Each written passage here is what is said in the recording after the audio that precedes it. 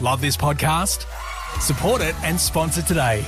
Simply head to ozcastnetwork.com for details.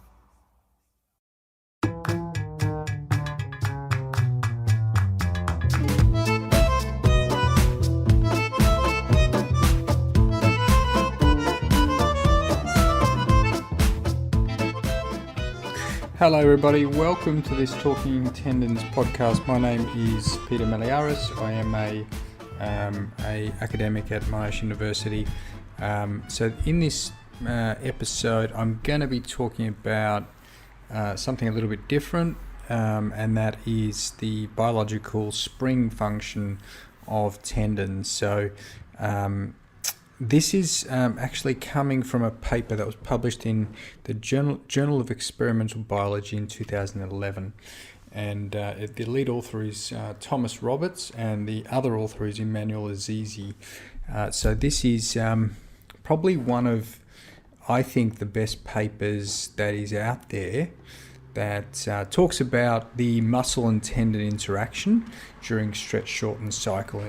And it talks about, and it goes through systematically all of the benefits of having a tendon that basically stores energy.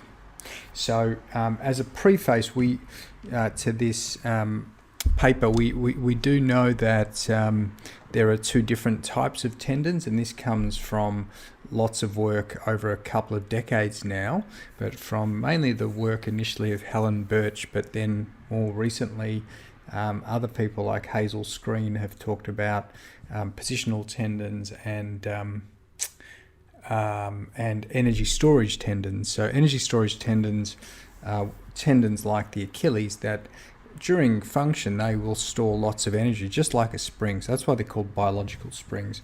But it's really interesting the way that Thomas Roberts describes them in this paper. He talks about springs, i.e. a usual spring, as being, I think the word he uses is dumb, which I found really quite cool, as opposed to a biological spring, which is really smart because it can basically adjust itself to, it can tune itself to whatever functions you're doing. So the magnitude of strain required to make it optimally function can be modulated depending on the functions that you're doing. So it's really just a really interesting concept. But I just wanted to take you through. So this is focusing now on energy storage tendons, and it's focusing on their really amazing spring-like functions. Okay, so it's a really good read. If you're interested in knowing more about these biological springs, and the best example, particularly for humans, is the Achilles tendon, then this is the paper to read. What do they go through? It is basically an opinion piece / narrative review, and they go through some of the evidence, but they really break down really nicely the key advantages of having springs, biological springs like the Achilles. And these are, I'm going to summarize them for you here. These are metabolic energy conservation, amplification of muscle power output, and attenuation of muscle power input. So they're the three key advantages that they talk about, and they talk about them very, very elegantly and nicely, a lot more elegantly than what I'm going to summarize them here. So I definitely recommend you read the paper as well. But I'm going to skip down to figure 1. So if you look at figure 1, they sort of summarize it in this schematic illustration, and it's a really nice one. So they show how, say you're doing something like hopping.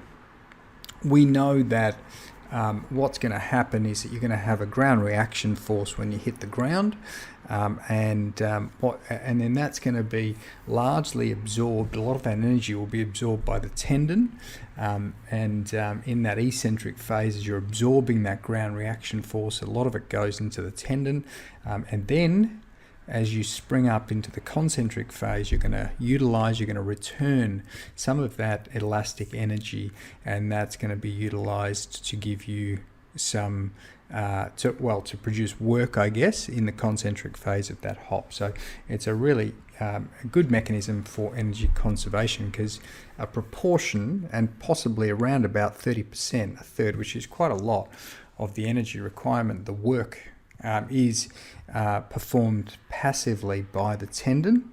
And therefore it's sort of very clear how that can be a really good energy saving mechanism. So that's sort of the first one, which is energy conservation or reducing work, okay, which has some real implications, as we can imagine, especially with walking, because as humans we do have capacity to walk, and we're relatively I guess you could say fatigue resistant in the calf muscle when we walk, and a lot of that I think is down to this mechanism of storing passive energy in the Achilles tendon. So that's an example of where this energy conservation can really be utilized. The second example that they talk about is then looking at power amplification. So they talk about power amplification, and they talk about this. Really, the key point here that I think is important is they talk a lot about the rate of return of energy.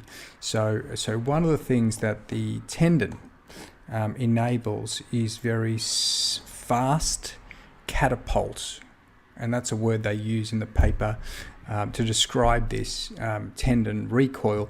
So a fast catapult and a return of energy, which far outstrips the speed at which the muscle can actually contract.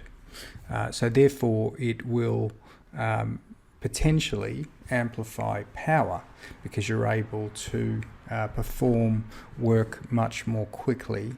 And we know that if we think about power as force by time, so how quickly you can produce force, then obviously the faster that tendon can catapult and return that energy, the more powerful our human movements are going to be. So that's a really nice way to think about it in terms of that rate of return of tendon stored energy. The other thing they talk about, which is really interesting and a really good reminder, because I hadn't read this. This is, as I say, this is 2012 article, but definitely worth a reread every now and then. The other thing they talk about is whereabouts, say, in a gait cycle, that energy is returned.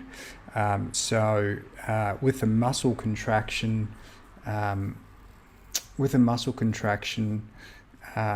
it may not be optimal at certain points of a range to be producing force because of the length-tension relationship, and the length-tension relationship of the fascicles, of the muscle fascicles in particular. They might be shortened. So, for example, I'll give you a concrete example of this. When you're doing a push-off in gait, once you go into a fair amount of plantar flexion, you've got the tendon that's recoiled and is shorter. You're then going to get shortening of the muscle fibers as well. And then towards the end of that push-off, you might be lacking a bit of energy, or you might be not able to produce as much work from the fascicles of the muscle because they're in a compromised length-tension relationship. But then you may still have some contribution from the tendon. So the other way they talk about this power amplification is in filling in gaps or smoothing out areas where there is compromised length-tension relationship from the muscle. So really, really fascinating. Okay, so then the last example of how the tendon can help is in power attenuation. So what they talk about here specifically with power attenuation is that say you're landing from a jump.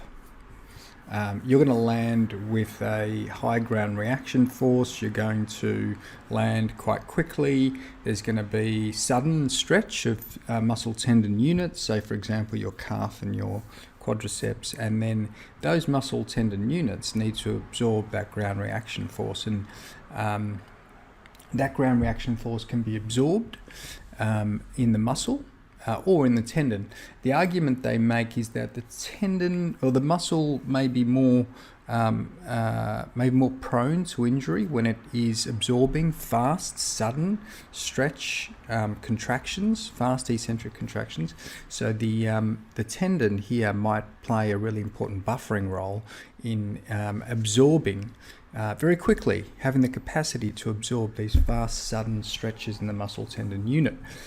Maybe with less ability to lead to injury than in a muscle where we get muscle tears at the aponeurosis. This is probably, I don't know, I'm not aware myself, other people might be, and I'd be very happy for people to make some comments to this podcast, but I'm not aware of any direct evidence for that, but it makes sense from a theoretical viewpoint.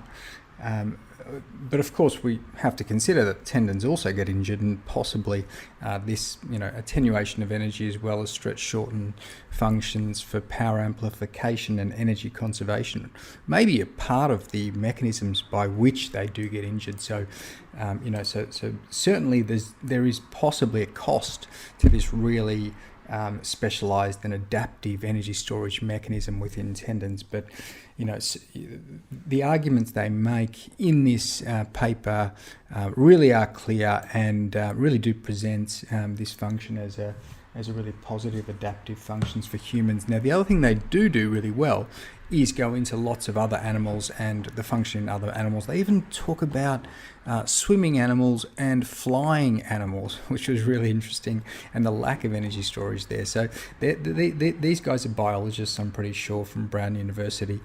So they're coming at it from a slightly different angle, a more sort of, global vertebrate perspective rather than just the human angle that I would be coming at it from, and a lot of clinicians would be as well. So really interesting. I hope you enjoyed that. That's just a short summary of that one. It is a really good paper. I will link it to the podcast. So if you're looking for something to read to brush up on biological springs, that is the one to read. Thanks very much. See you next time.